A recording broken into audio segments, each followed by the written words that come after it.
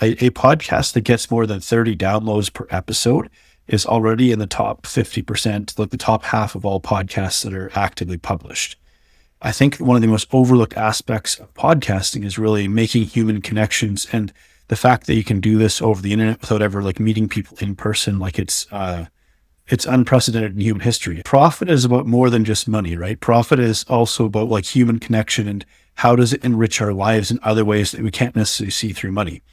All you have to do in the beginning is just start showing up, and then this evolution occurs. So just get started. If you're listening, just get started and see where it takes you. Human beings are wired for story. Okay. We love stories. In fact, before we ever really had written communication, we would tell stories, and that's how history was passed down. And I like to thought that stories are sticky, right? Stories stick with you. In today's episode of my podcast story, we have Jonathan McLernon, a board-certified health coach and the host of the transformative podcast Between the Before and After. Jonathan is renowned for his unique approach to helping individuals break free from emotional eating, addiction, and self-sabotage through a blend of neuroscience, psychology, and faith. His whole journey is nothing short of remarkable. After surviving a near-fatal trauma and overcoming significant personal challenges, including financial ruin and food addiction, Jonathan has dedicated his life to empowering others to reclaim their health and identity. With a background that spans from nanotech research to being a Navy Marine engineer, he brings a rich tapestry of experience to his podcasting journey. He's here to share his inspiring story on how he built his show from the ground up and the impact he aims to create in the world. Tell us your name and the name of your podcast, and then what your podcast is about. Yeah, so my name is Coach John McLernon. Normally I come from Canada, as you might be able to tell from my accent. My podcast is called Between the Before and After, and the focus of the podcast was sharing stories of people who have overcome adversity. So a lot of times, let's say on social media, we'll see someone's before and after picture, but it doesn't really give the space to explore and expand on their real story, their full story. And so I wanted to have a space to explore the ups and the downs and the time spent in difficult spots. And so that's what the podcast kind of became. Wow. Okay. Why was Between Before and After, was it the first choice for the name, or how did you come about the name? Not exactly. So my first podcast title was Wellness Unplugged. So I am a health coach by trade, and pardon me. So I work with clients, and I thought maybe I wanted to share some client stories of their successes in terms of overcoming, health problems or health challenges they face. But I found that I have a real fascination for human stories, and I didn't want to be restricted to only telling stories of people who've overcome, struggles with weight or health or things like that. I wanted to be able to talk about more. And so it was kind of a natural evolution. My first, I would say 20 or 25 episodes were under the banner of Wellness Unplugged. And then it became Between the Before and After. So I had a few different ideas in mind, but I thought that title, it kind of stood out. It was intriguing. People would be kind of curious about it, like Between the Before and After, what does that actually mean? So yeah, can you still remember some of the other titles that did not see the light of day? That's going back a couple of years. That's a great question, actually. I'd have to find that. I actually put it out to my Facebook audience and was like, hey, I'm thinking about renaming Wellness Unplugged. Here are the ideas that I have. What do you think?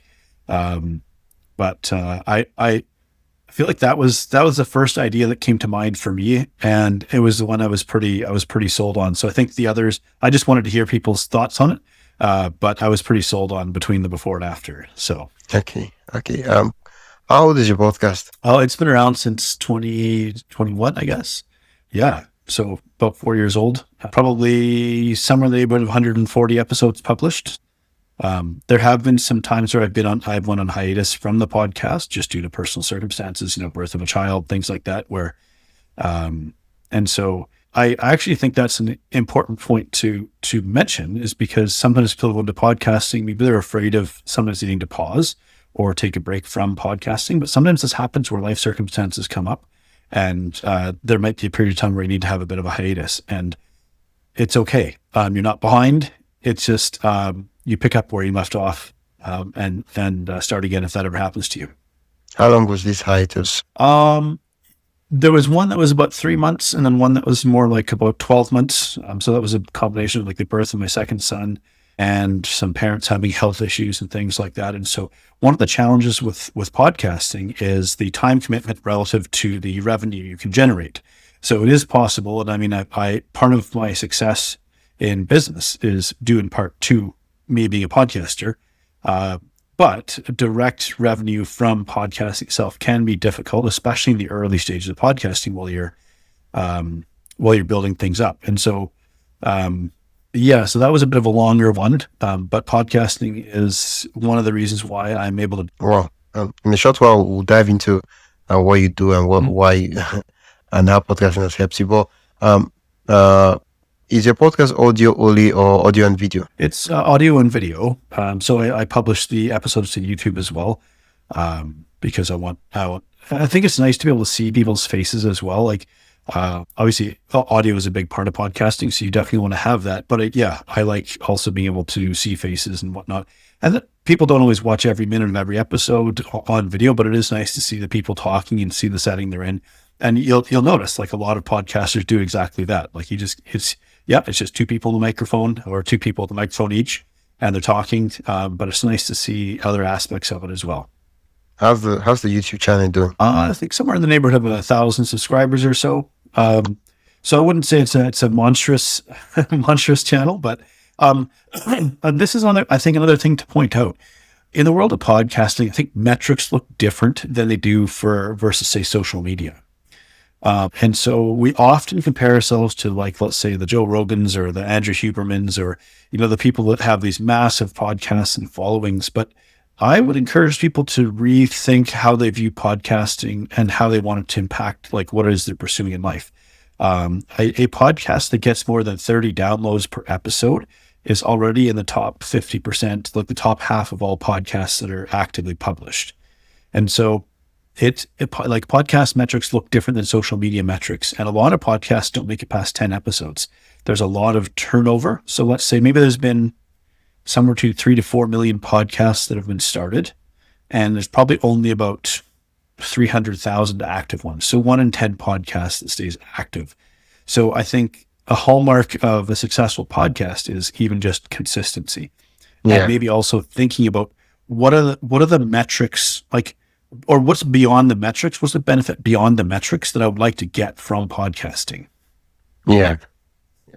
When you started your podcast, you said you were quite fascinated with stories and you wanted to capture the things that wasn't captured in the mainstream media about the time lapse between the before and the after. Yeah. And that's what you're doing now. So I guess the question now is, so far you've been doing this now. Have you discovered anything? Has podcasting helped you to discover anything about yourself? Has it impacted you personally, not just business-wise and money-wise? We'll get to that in a bit. Yeah. Well, when you sit in space with another person and share an intimate conversation with them, and you hear the nitty-gritty details of their story and what they've been through, like, it's almost impossible not to be affected by that, and largely in a positive way. As I would just hear story after story of resilience, of courage, of determination in the face of like obstacles, it's hard not to be inspired.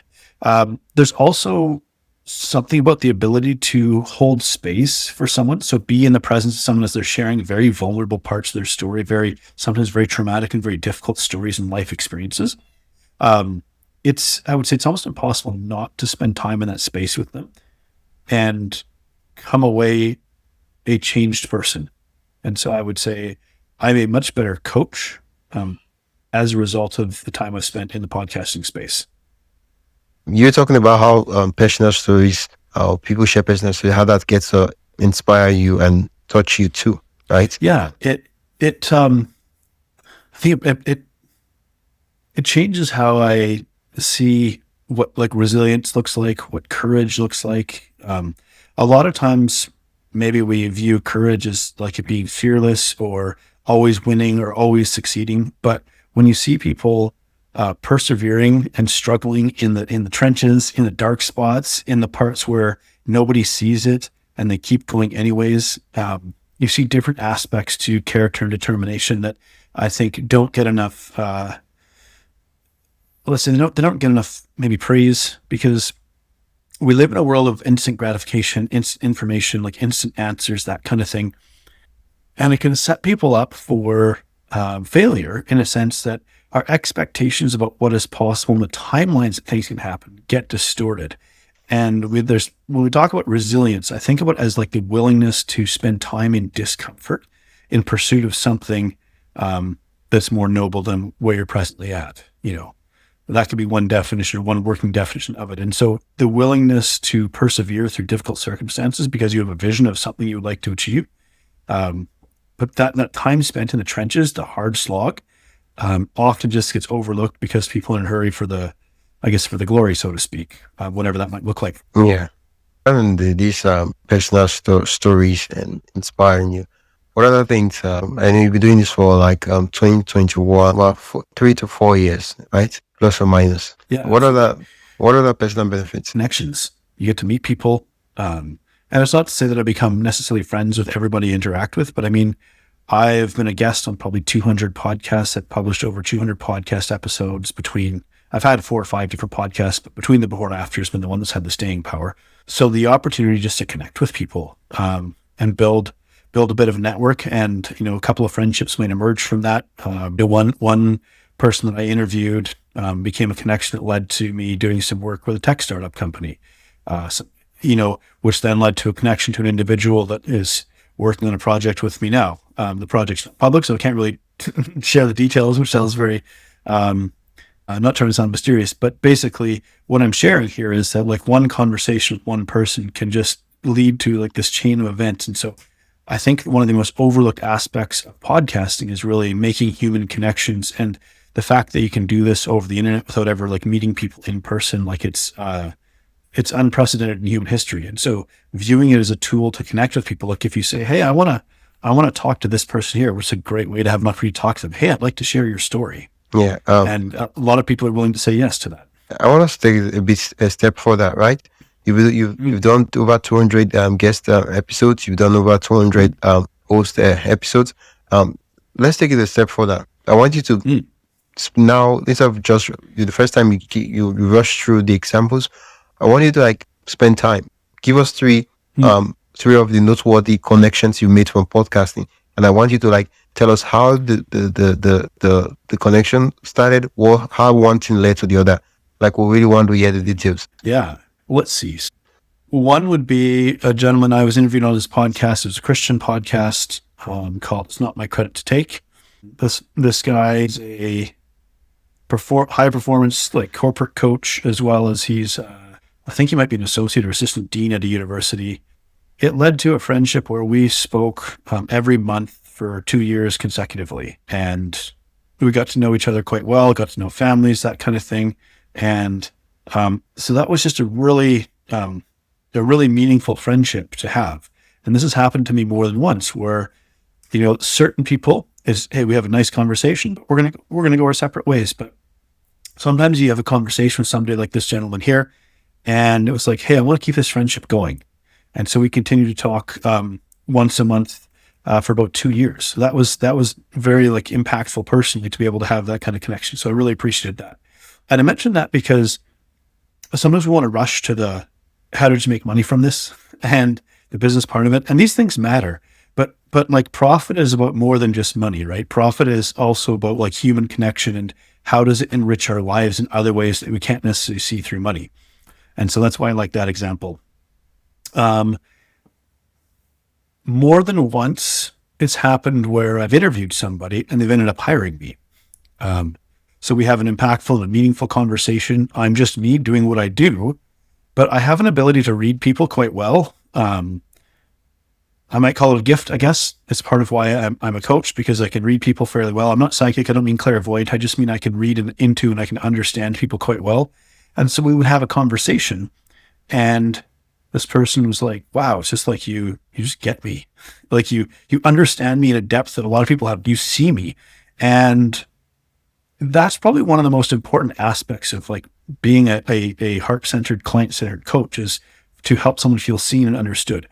And so I've got clients just by virtue of the fact that I've interviewed them and they felt seen and heard in a way they haven't before, just by me going through the story. I never had to pitch them or anything like that. They just said, hey, tell me more about what it is you do, because I think you can help me. So there's that side of it. And the third one I was thinking about was, I interviewed a bariatric surgeon, and she was from Texas. And at the time, she was the chief medical officer of a tech startup company. And so originally I was interviewing her because she's a Black bariatric surgeon from Houston. And so she's, female, she's Black, and she's a bariatric surgeon. She's kind of knocking over some barriers in her career, because it's not a common thing you would find. And so I wanted to explore that story, what her experience was like, and in the pursuit of her profession, which is probably she didn't see herself represented a lot in that. When we talked, she said, you have a way of explaining things, you have a way of communicating, connecting that I think is really valuable. Would you be interested in doing some educational work? And then she put me in contact with this company that she was working with. And I ended up doing some educational seminars for them, and then became one of their regular weekly educators, where I would do live streams for their client base every week. And that went on for a couple of years. And I would say that generated, probably at a certain point in time, was generating a third of my income. And then from that, I was able to form a connection with another high-level coach that I greatly respect. And, we both left that company and that project at different times. But I'm building another project behind the scenes that I'm quite excited about. And I realized I need another brain like mine on this project. And I reached out to this individual, and we're now collaborating on another project that might be, has the potential to be quite impactful in a specific area of the coaching space. Now, I realize I can't really share a lot more about that specifically right now, because the project is still in development stages, but it's something that's pretty exciting. And so it's led to this really powerful, both personal and professional connections. And it starts with a conversation and just, hey, can I learn about you? Yeah. Well, 3 different powerful connections. And you've been doing this for 3 to 4 years. Well, I can only imagine what would happen if you keep doing this for the next 6 years, then making it 10 years. Yeah. Oh. I will always have a connection to the podcasting space. I started in podcasting originally as just a guest. I was getting tired of social media. Social media feels like it's an endless rat race to try to keep up. And man, what do I do? And so I thought, well, I could multiply my efforts instead of competing for the same 1,000 people or something on social media. I could multiply my efforts by going and speaking to other people's audiences, and podcasting is a way to do that. I originally went into podcasting thinking I'll go on, be a guest, talk about my expertise, share my lead magnet. People will download my lead magnet, and they'll sign. Some people will sign up to work with me, and so on and so forth. That was the vision that I had in my head when I was starting out. Yeah. It turns out often doesn't work like that. And I didn't get thousands and thousands of people signing up to my email list. So I was maybe looking for broad, and instead I got deep. And so where I started to form deeper, more meaningful connections with a smaller number of people, but in a more impactful way. And so then I would get asked, well, when are you going to start your podcast? And I was thinking, what am I going to do for podcasting? I didn't even know what I'd podcast about. So I defaulted to my first thing, which was exploring people's stories of weight loss. The reason I'm sharing this is because sometimes people might be afraid to get into podcasting because they're like, I don't know what I'm going to talk about. In fact, my first 7 episodes were these little solo cast episodes that I thought, I call them throwaway episodes. Basically, I didn't really even know what I was doing. I was just recording something on Facebook Live, taking the audio and putting it on Anchor and calling it a podcast. And we sometimes, what stops us from getting started is this idea of what we have to be. And it's you don't know what you're going to be or what you're going to become. All you have to do in the beginning is just start showing up. And then this evolution occurs. So I didn't start with hundreds of interviews in my back pocket or things like that. I just started, and I learned, and I figured out what was working, what was not. And the beautiful thing about being anonymous and unknown in the beginning is you have so much freedom. Yeah. You can do whatever you want. You can mess up as much as you like. You can get your reps in. You can find out what you're good at. You're amazing. You ask some really great, thoughtful questions. So you clearly have a knack for this, Thank you very much. Coming from you, that means a lot. Yeah. Yeah. So just get started. If you're listening, just get started and see where it takes you. Yeah. I'm guessing that you produce your podcast yourself, or do you have someone helping you? I do. Okay. I did explore using a virtual assistant to help out with it. The difficult part is I have a pretty clear vision of what I want from episodes and what I want from content, and it there's a balancing act here. I can buy back some of my time by hiring someone to help me, but if my podcast doesn't generate direct revenue to cover their costs, then technically I'm like losing money. So is that part. Yeah. The second part of it is I have a certain vision for how I want episodes to go, the flow, what I think the high points are, and somebody else might listen to an episode and hear something different. And then I was finding that I was ending up doing as much work managing the person that I'd hired, and I went through an agency and went through a couple of different people, and I realized that I could probably leverage technology.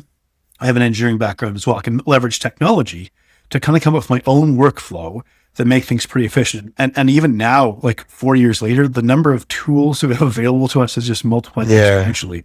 Yeah. And so you can leverage technology to like scan the transcript and pull, shorts and reels and things out. Like it's amazing what can be done with a single podcast episode now. Yeah. I mean, it's way better than it was 2020, 2021. Yeah. Yeah, absolutely. Yeah. And you mentioned your workflow has kind of evolved over the years. I'd love for you to like walk us through your workflow, including the tools, the apps, the softwares you use right now. Yeah, I currently Podmatch is the number one tool that I love in terms of connecting with people, both as a guest and host. And I think that's how we got connected as well. It's a great place to connect. Within Podmatch, it used to be a separate software called Podcast SOP, and then they just integrated into Podmatch as well as a host. So you can use that to keep track of your episode flow. So I used StreamYard. Sorry, I just drew a blank for a second. I used StreamYard to record my episodes. And you have an option of publishing live to YouTube if you want. And I did that. So what I did is I have an intro video and an outro video that I made with video editing software. And then I would just, I would hit record, play my intro video, do the interview. And as long as there was no technical difficulties, audio cutting out, stuff like that, then I would just hit my outro video, end the recording, and boom, I have a finished piece, no editing required. Well, what I would do is I would run it through Aphonic. So there's a software called Aphonic. You can use like Descript, Otter. There's other ones out there, but I used Aphonic. Run that through, just cleans up the audio a bit, balances out the levels, make sure like it sounds really good. I think a lot of software can now do this natively, but that was my workflow. Within Aphonic, it would deposit the finished product into a Google Drive folder. And then from there, I could use Zapier to basically automate a workflow as well. But I would bring it over to another software called Minvo, M-I-N-V-O. And that's the one that would analyze the transcripts and would pull out shorts and reels and things like that. And from there, I can actually from that software, I could publish to Facebook, to Instagram, to TikTok, stuff like that. And so that was what I would do. So from StreamYard, the live video, as long as there was no issues, would just get published as the podcast recording. And then also I would just upload. When Aphonic did its audio editing, it would then upload to Simplecast, which is the host that I use. Hey, just a quick break. If you enjoying the insights so far and want even more behind the scenes ideas, inspiration, and tools for growing your own podcast, join my email list at mypodcaststory.com/join. That is mypodcaststory.com/join. You get access to helpful resources, exclusive updates, and the kind of stuff I only share with my email subscribers. Whether you're starting out or already podcasting, there's something valuable waiting for you. Head over to mypodcaststory.com/join and subscribe. Now, back to the episode. So basically, again, what you can do is you can just leverage technology. Now, you have to pay a bit of money for some of these software programs to do this, right? So instead of paying for a person, I can pay for software to do some of this. But I tried to figure out, because the one challenge about podcasting is it can be very time consuming relative to the revenue you generate in the beginning. It's a labor of love oftentimes in the beginning while you're trying to build something up. So whatever you can leverage software to make that easier. And then I realized I needed to just kind of slow my flow down at some point. So I was doing 2 and 3 interviews a week, and I just couldn't keep up with the workflow required per episode. So I just scaled it back. And one of the challenges as your podcast grows, you're going to find there's more people who would like to be on your podcast than probably you have time to publish episodes. And so becoming a little more selective about the guests that you bring on, which is why I would typically only take guests from Podmatch. And I'd usually choose professional members because when you, like, I'm a pro member on Podmatch. And so when you interview me via Podmatch, you get some revenue sharing coming back your way because of the membership fees that I pay to be on Podmatch. And then I had an alternate one where book authors also want to come in and promote their book. And so I would charge a fee. I would call it skip the line. So, hey, if you want to come on and be featured on my show and get interviewed like this week because you have a book launch or whatever, I would charge $75 to have them come on. And that was basically to cover the time and the cost of doing an extra episode. To be fair, it didn't totally cover the cost, but there's a balance to be struck between the price that someone pays to come on your show, because I recognize they're investing in my show to get exposure. And so I basically I was just trying to cover my bare bones cost for like putting something out and not sort of shooting myself in the foot, basically. Wow. Okay. So you use StreamYard for the recording. You do video, and then so up to now you don't do editing? Only if I need to. I have editing software. I have one called Movavi, Movavi. And so I can take it and I can edit and I can cut pieces out. I can blend them if I need to. So I do have video editing software, but I only use it if I need to. I don't use it if because with a podcast. And here's the other thing.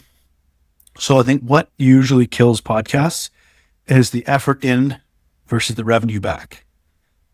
The time commitment versus the revenue back. Because again, it's a front loaded thing where you do a lot of work to build it up to get to a place. Yeah. And so I figured, rather than trying to produce the most perfectly polished episodes in history, I would rather just do something where, and actually there's another software called Wave.video, very similar to StreamYard. And StreamYard, I think, does this now as well, where you can have your intro and outro just added in automatically. What I wanted to do was basically, be able to produce a finished product without needing to edit it, and then I would only edit when needed, just basically as a time-saving measure. Yeah. I mean, very, very important, considering that you have a full-time business that you're running on the side, and you're doing the podcast, and you're the one handling everything from idea, recording, editing, and all those other aspects. So as much as possible, every little optimization we can do to save time, we might as well just do it. You said earlier on that the podcast is one of like the major thing that is helping your business right now. I'd love for you to expatiate on what you meant by that. Yeah, well, one of the most helpful things has actually been as a podcast guest. Now, not for the reasons I thought, but when someone asks you to, an interviews you and explores what it is that you do, and you end up explaining your ideas, like I found that after like a couple hundred times of explaining my ideas, they kept getting refined and better and clearer. I mean, messaging became tighter. And so I was able to speak more clearly about what it is that I do by simply being interviewed about it. And then on the same token, on the flip side, when I'm interviewing people and walking them through a conversation, holding space for their stories and so on, I'm improving my active listening skills. I'm improving my empathy and my response, my ability to hold space. I'm not just like coaching somebody, but I'm refining my skills of guiding people through really heavy and difficult and challenging conversations. And so my skill as a coach is being refined, and then my ability to improve my messaging is being refined as well. Oh, okay. Your messaging, your skill as a coach. Okay. Now you've been doing this podcast for 4 years, right? And you're a coach, right? You mentioned that you're a health and wellness coach. Okay. So I'm curious right now. I know that podcasting is it's a very good tool for building authority and credibility, right? That's like one of the best tools. But how does your podcast right now connect to your business and getting client education, customer discovery, and all that? How does your podcast, where does it fit in the whole ecosystem of your business? I would say it fits in indirectly, more as a part of a broader brand building strategy. So it positions me as more than just a coach, but like as a thought leader, as someone who, let's say people come to me at first because maybe they want to lose weight. And that's great. I can help you lose weight, not a problem. But almost every person that I meet, the reason that they're carrying extra weight is not the reason they think. They might think I just need to eat less food. I need to exercise more. And there's some truth to that. But in reality, what really needs to happen is there needs to be a change in their story and their sense of identity. And so the podcast shows that I have this ability to hold space for the story and walk them through it and walk them through transformation. So it's rather than just coming to me because I have, certifications and degrees and things like that and around nutrition, there's just a different aspect to me. People get to see me for more than just this. I'm not just pigeonholed into being a coach as well. So I'd say that's maybe other people, it would make sense that, if you're selling real estate or a real estate investor or something like that, you want to be directly focused on that. But for me, there was a broader, I'll call it brand building strategy, basically. Okay. Yeah. I mean, that's what you mentioned earlier on when you talked about why you started the podcast. If I was to hold your words and where you say brand building strategy, so you started the podcast because you wanted to build a brand and you also wanted to share exciting stories of people that most people don't get to talk about and people don't get asked often. How is that working out for you now? It's 4 years into the podcast. How are things looking? What are some expectations you had when you started the podcast, and how is the podcast doing right now? I would say the podcast is probably like I'm not actively pushing it as much, just because of we kind of go through seasons in life where we have for 2 years I was really like pushing it heavily and promoting it heavily, and now I've scaled it back a little bit. It's still there. It's still something I do, but it's probably a little bit more it's in maintenance mode right now. And again, I actually think it's important to share that because you want to keep some momentum going, but you might have to scale back sometimes what you're doing because other priorities come up. And to be comfortable with that, hey, sometimes it's not going to be the thing you want it to be, but you keep that momentum going so that when you have time again to really pick it up, you can do that again. And that's kind of how I view it right now is it's in a bit of a holding pattern because some of my energy and resources are going into building out this other project that I'm working on. But there'll come a time and a place where, again, it becomes really quite profound and features heavily in what it is that I do because the project I'm working on and actually my podcasts are going to go more closely hand in hand than just the health coaching piece that I'm doing. And so you want to maintain some degree of momentum, but understand that, again, sometimes things go in the back burner for a small period of time while your time and energy goes more predominantly towards something else. Cool. Oh, okay. Yeah. Cool. Well, I have a lot of questions running through my head right now. I want to ask you now. You've been in this for 4 years. You've gotten your own level of growth, doing some of the strategies and every other thing. What would you say the kind of like the major strategy that that actually worked for you for growing your podcast and getting the audience and listeners that you have right now for your podcast? I would say being consistent. Okay. Just showing up and publishing. There are there's like, let's say, podcast gurus out there that are going to tell you, do this or do this or do this to sort of hack your podcast growth. And there are things that you can do, but oftentimes they're a huge amount of effort. And again, listeners don't necessarily translate into revenue. I think that's a key feature to understand. Unless you're going to be selling $10 t-shirts and you need 1 million people to buy them, listeners and don't necessarily translate into revenue. But I would say picking your guests where they do have a decent audience size matters. That can be helpful because they're going to potentially share out your episode and your interview as well. And that will grow your audience. Collaboration with other people who have similar sized audiences. If I tried to jump up to, let's say, an influencer that has 1 million followers and be like, hey, do you want to do a episode swap or something like that? Chances are they're going to say no because the trade-off's pretty small for them. They already have 1 million followers. Cool. But so you pick people that are maybe just half a level above you or just a little bit ahead of where you are, and you kind of work your way up in that way there. So making connections. And so it's more about leverage than it is about hustle, if I could put it that way. Yeah. Leverage connections versus hustle for every single listener you have, kind of thing. Yeah. Okay. Leverage is more about leverage versus hustle. When I asked you earlier on about the apps and the tools and softwares you use, I did not ask you about the gear and the setup. So can you just walk us through, what your gear is looking like, what microphone are you using, the things you're using for your audio production? Yeah, I have an old ATR 1200 or ATR 2100 microphone. It's like it's old school. I think nowadays you can do just fine with a really good headset and a good laptop. I've got like a Logitech C900 series webcam as well, so it gets slightly higher quality production. But the one thing I want to say is, like, you don't have to start out with that because I don't want that. I don't want people to think that's the limiting factor to doing a podcast. You can even use, I mean, it's not ideal, but you could use your phone and instead of earphones and record a podcast and use a tool like Aphonic, which is like, $11 per month kind of thing, to clean up your audio and bridge the gap. And so gear matters more as your production quality, increases. But in the beginning, don't let that be a limiting factor. I mean, it is worth getting a good set of headphones and a good microphone and a good webcam kind of thing. But if we're going to talk in, let's say, USD, you don't want to spend more than about 200 USD on these things in total. Okay. Because if you invest too much into your podcast before it's even generating money from you, it doesn't make sense from a business perspective. Just out of curiosity, the tech stack you're using right now, is it the same as what you used when you started in 2021? It is actually. Well, no, the webcam is the one thing that's been well, I've upgraded my webcam and my laptop, but that was also necessary just from a business perspective as well. I needed something to be a little more powerful for some of the other things I was doing. But my microphone remains the same. My headphones remain the same. So I'll just upgrade my laptop and my webcam.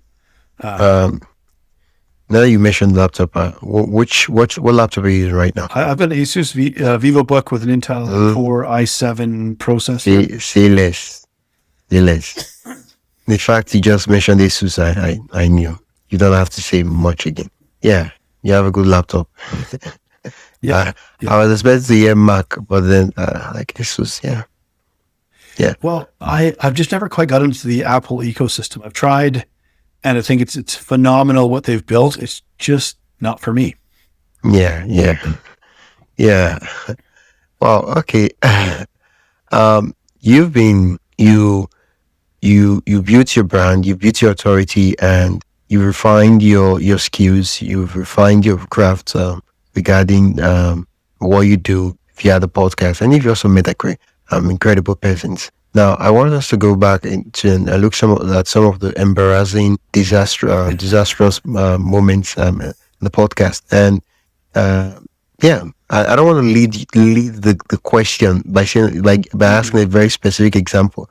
So when I mentioned that word, I said disastrous, embarrassing moments in podcasting.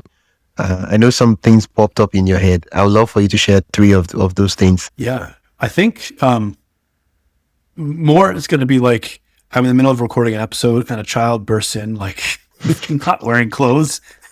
I've got 2 young children, and they have no concept of the importance of any of this, and it's quite humbling when that happens. And I had a child burst in and say, like, "Dad, I need to poop right now." It's like, but if you have a gracious guest about it, like, you can kind of roll with it. I edit it out, although it's kind of funny to keep it as B-roll or something like that. But in my case, most of the time it's going to be a child and somehow like sneaking away from mom and like busting into my office unexpected or something like that.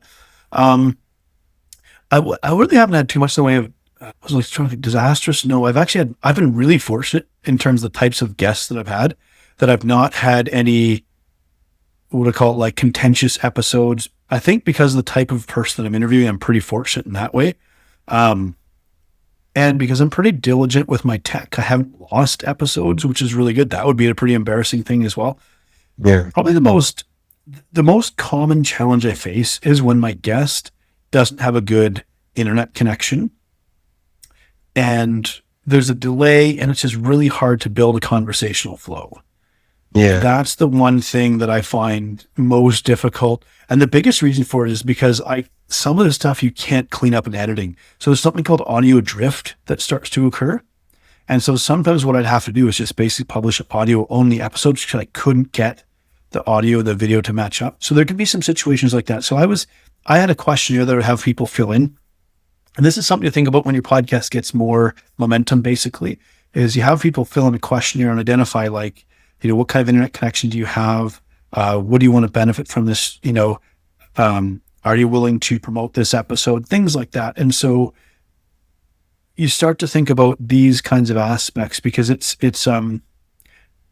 well, I guess I'm thinking about one other time. I had one episode that I didn't publish because the conversation wasn't very reciprocal. And I try to be thoughtful. I realize now I'm like, as a guest, and I'm talking quite a bit, but I try to think about the conversation being reciprocal when required. Normally, before I would interview someone, I would say, I like to have a back and forth conversation. So I like to chip in a little bit as well. But I'm there to share your story kind of thing. You just sometimes run into a guest that just seems to have no off switch. And that makes for a pretty challenging episode as an interviewer to try and like get a word in edgewise. And so I try to be, when I'm a guest, I try to be cognizant of that fact and leave pauses and leave opportunities for you to come in with your next question. Yeah. Okay.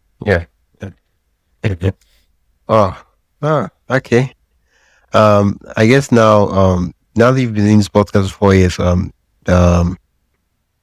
what are some of the projections you have for the podcast for maybe the next 5, 10 years? Well, when I'm thinking about what do I want? So maybe I think about podcasting differently than about just metrics. I go, what do I want the podcast to be for me?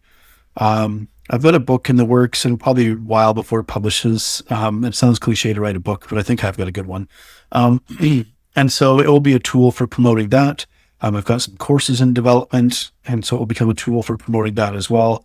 And so it's going to link up more closely with the business that I have, the stories and so on, give a window of opportunity for me to share a bit more of my expertise as I talk to different people. So the type of guest I'm looking for might shift a little bit as well. But I've often stayed away from the longer term projections, like 5 years and 10 years. The reason being is right now, the world is like a pretty uncertain place, it feels like. And so if you do have some sort of projection like that, I just encourage people to keep it fairly flexible and be willing to adapt or adjust on the fly if need be. So kind of have that built into your process. But I do see it linking a bit more closely with some of these new projects that I'm working on, and then being a way to kind of promote the book and the course and the things like that I'm developing. Yeah. I guess the follow-up question now is, even though the world is changing so fast, tech, AI, and so many things are happening, I guess the question is, what are the things you were setting? In business, in every area, there are the things that do not change, right? I think Amazon was saying one time that Jeff Bezos was saying that in business, people would want their goods faster, right? When they buy stuff, they want it to get to them fast. That's one of those things that you will be setting off that even in 10 years, in 15 years, people would always want you to deliver their stuff faster for them. So in your podcast, of course, there are so many moving parts that you're not so setting off. What are the areas that you're like, okay, even in 5, 10 years, these are things that I know that I will always want and I will always be projecting and looking forward to for my podcast? Human beings are wired for story. Okay. We love stories. In fact, before we ever really had written communication, we would tell stories, and that's how history was passed down. And I like to thought that stories are sticky, right? Stories stick with you. And so I don't see our biology or neurology or psychology adapting in a way where human beings don't value stories. In a world where technology can do a lot of things, technology does not have a soul. You cannot replicate human connection. AI tools are fantastic. I utilize them sometimes. It's great when they can do some of the grunt work, but they can't replicate soul. They can sound a bit like it, to be fair. I'll give ChatGPT some credit here. But they really can't replicate that. And we want raw, unpolished, imperfect, flawed human beings with a story behind who they are and how they got there. And I don't see that changing anytime soon. Yeah. What's, if for someone just starting their podcast, or probably they started and they probably took a break, or more like a pause led to a break and a break led to pod feed and many other things, what advice do you have for them? Get started again and maybe make it simpler.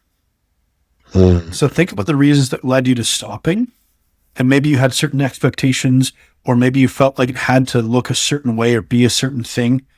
Let's not forget what podcasting at its core is. It's either, if it's a solo cast, it's you, but it's usually more than one human being connecting on a conversation that people get to listen to. Everything else is gravy. Connect with people, have those conversations, publish those conversations, but don't worry about like the dressing. That can come in time. Strip it down as simple as you want. Maybe you use a software and all you do is publish to YouTube using a tool that records and automatically publishes your live video, imperfections and all. Like the barriers that often stop us, if we just adjust our expectations of it and go, hey, this can be flawed and imperfect for me to build momentum to get some reps in, and I can always adjust as I have more capacity. That's probably like, it's the done is better than perfect. Yeah. Oh, thank you so much for sharing that. Thank you so much, Jonathan, for coming on the podcast and for sharing your podcast story. And I did get a lot of ideas and a lot of things I would adapt for my own podcast too. And I know my listeners got a lot and a ton of value from this episode. Where can listeners learn more about you and your work? Yeah. So, I mean, you can find my podcast just between the before and after. You can find on, Spotify, Apple, that kind of thing. And then freedomnutritioncoach.com. That's where you can find out about my work as a health coach. And you're welcome to check that out as well. Yeah. Thank you so much once again for coming on the podcast. It was an absolute blast chatting with you. It's been a pleasure. Thank you so much. That's it for today's episode of my podcast story. I am Wisdom Okonkwo, and I hope this conversation sparked new ideas and gave you a deeper look into the heart of podcasting. If you've loved this episode, consider supporting the show by buying me a coffee at buymeacoffee.com/wisdomhq. Every bit helps keep the stories going. And hey, don't forget to follow, rate, and share this podcast with another podcaster or creator who would find it helpful. Thanks again for listening, and I'll catch you in the next episode.